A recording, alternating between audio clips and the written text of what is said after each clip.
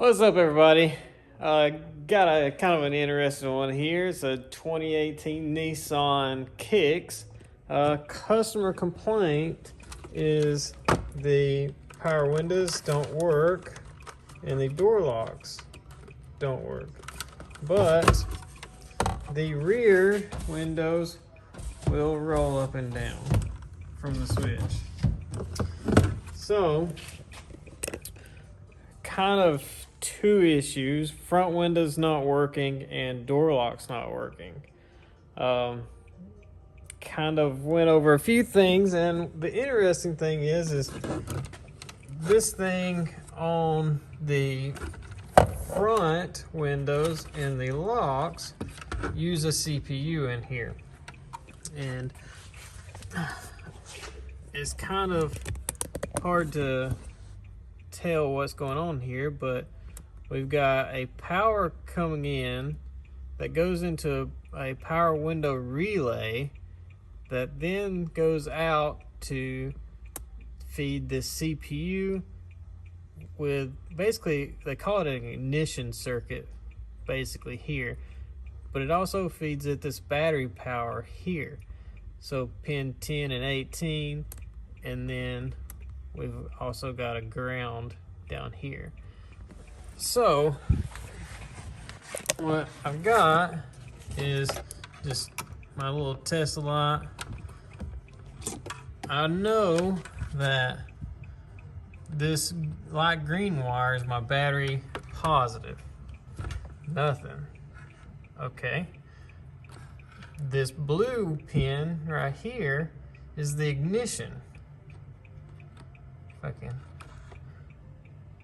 Well, that's strange, because for me to have this blue ignition, I've got to have a good fuse and circuit breaker here.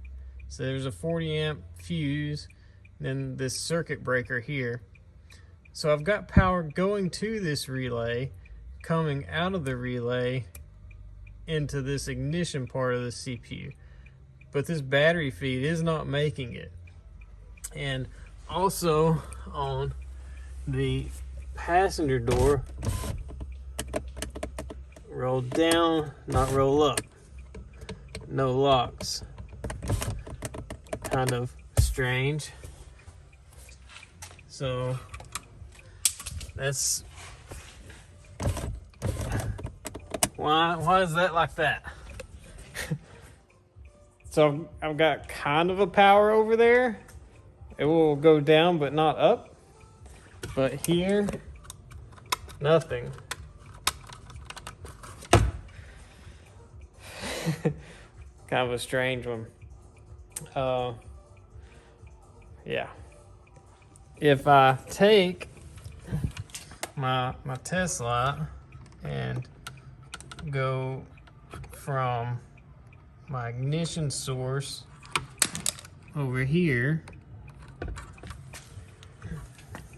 feed this in to that. If I can make my fingers work, I can roll the window up and down over there.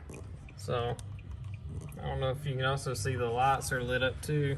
If I take that out, the lights go away. So I can auto down,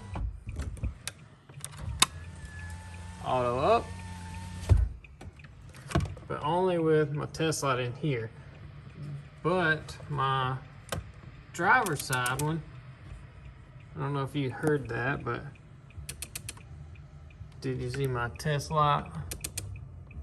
I'm trying to do the driver's side one. It doesn't do anything, and it flickers my test light. I do know that if I send straight battery power in there, this window does roll up and down. Let me get a jumper wire and I'll show you that. So I know it's safe to jump straight battery power to this, because right now I'm sending this ignition through my test light into it. My test light's not lit up, so that means there's not enough current to light this up. and this only takes 250 milliamps to light up bright. So there's no current really flowing through this circuit at all.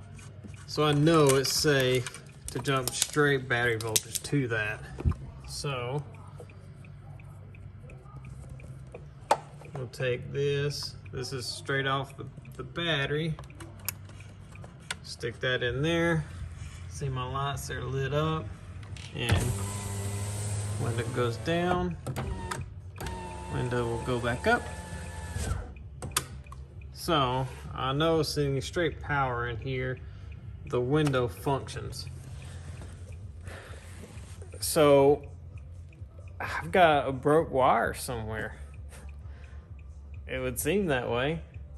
I don't really understand why that side will roll down, but over from here it won't do anything. So I don't really understand why this will go down, but not go up. I don't get that. Let's see. What if I jump straight power to this right here? Get in there. Will this roll up? It will. So it'll go down and up. And I get door locks now. So this battery feed is kind of important for the front windows and the door locks. So let's see what we got going on with this battery power wire. I'm gonna try to see if I can't check it like inside the door jamb. See if my brake is in the door jamb. So one thing I wanted to just do a voltage measurement from the driver door to the passenger door real fast. And as you can see on the scope, the live voltage, well, come back. The live voltage here on the driver door is 1 1/4 volt, and the passenger door over there is 13.7, which is what my maintainer is. The weird thing is when I drop the window down, I still maintain that voltage pretty good, but trying to go up still doesn't do anything, but it shows I got good voltage. So I still don't really understand that. That window has its own power and ground, and then the encoder wires are all by itself, so I don't really understand why it won't go up with the driver door not having voltage. But anyways, we know that this thing has some splices in it. Of course, it's got the splice here that takes it over to the relay, and then the splice here that takes it over to the driver or the passenger window, and then the driver window, and then there's also this connector right here. So I want to get on this side of this connector and see if I've got my full power here, and maybe see if it's in this connector that my issue is.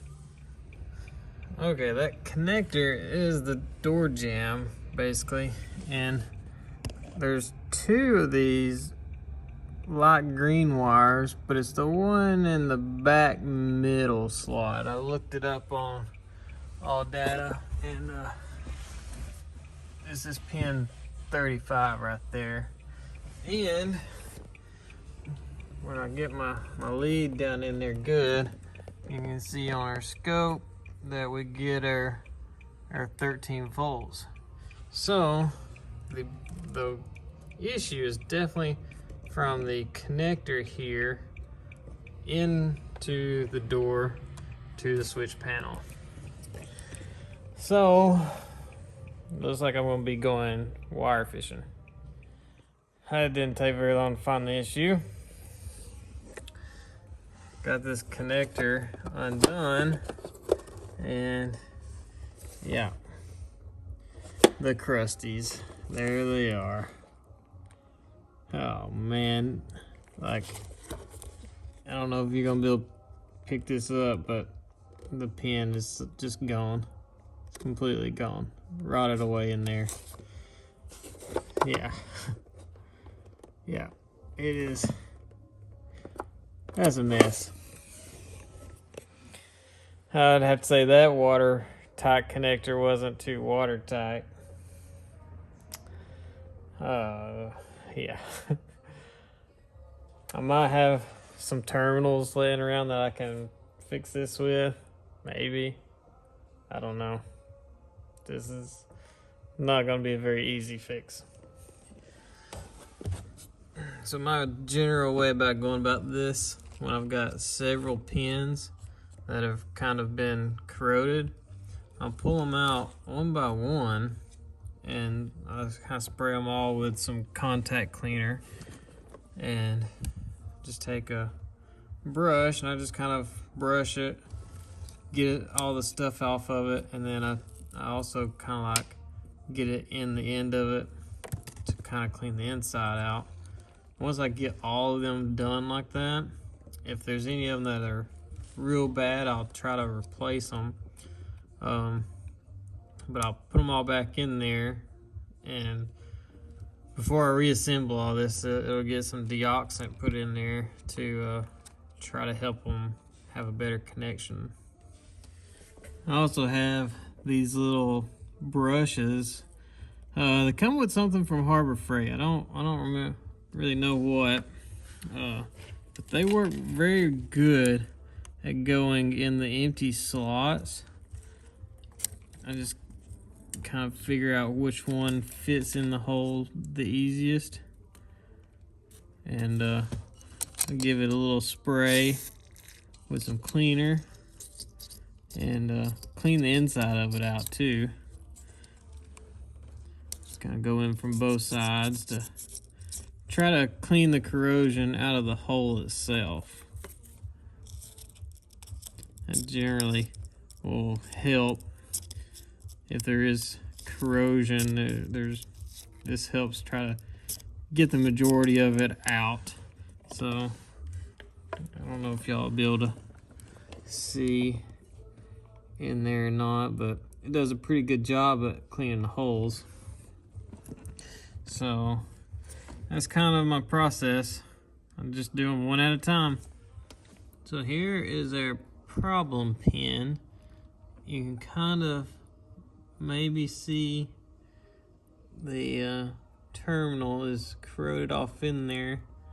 I'm gonna try to get that out and maybe save this side of the terminal and maybe only have to replace the car harness side of it. Well, I wasn't able to save the pins, so what I've done is I've took a wire, I'm just looping it through the connectors. So I got them all cleaned up pretty good. On this side, I just kind of twisted the wires together, soldered them, and used some adhesive lined heat shrink. And I'm just gonna take it and I'll tuck it like up in here and tape it down to where this can't move.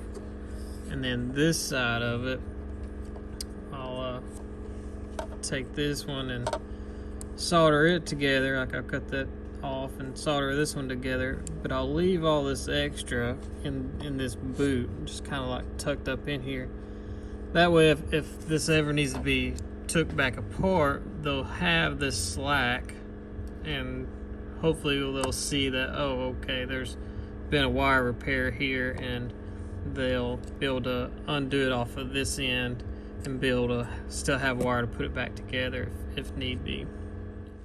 Alright, here's kind of the finished product. Like I said, this, I'm just going to take this and just basically just kind of tuck it up in there.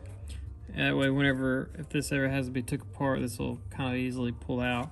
But the idea is that you can still take and unhook the connector, and the wire will slip through it. And then to put it back together, you just kind of just pull the wire back through it and re-secure it back down. So that's kind of the idea. Whether or not it ever gets used, who knows. But I don't really know why this thing had water in it. Maybe it just wasn't like clipped in good on the body. Not real sure, but I'll get this thing finished, tucked together, and give it a go. Well, that is that. It is back together. I don't think it was actually clipped together good from the factory, because if I can get my light to cooperate here,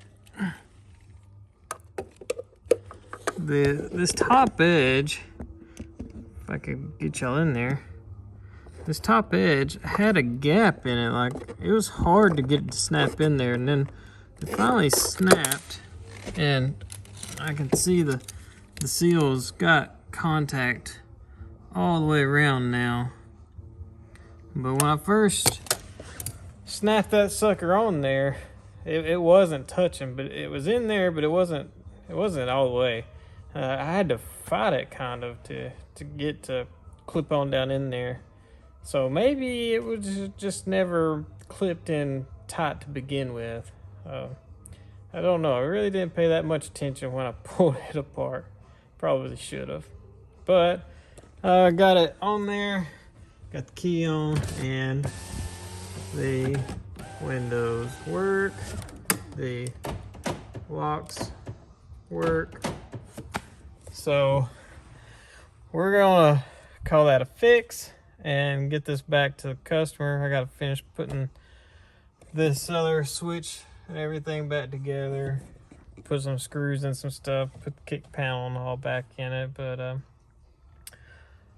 that was kind of an interesting one, but a little water damage.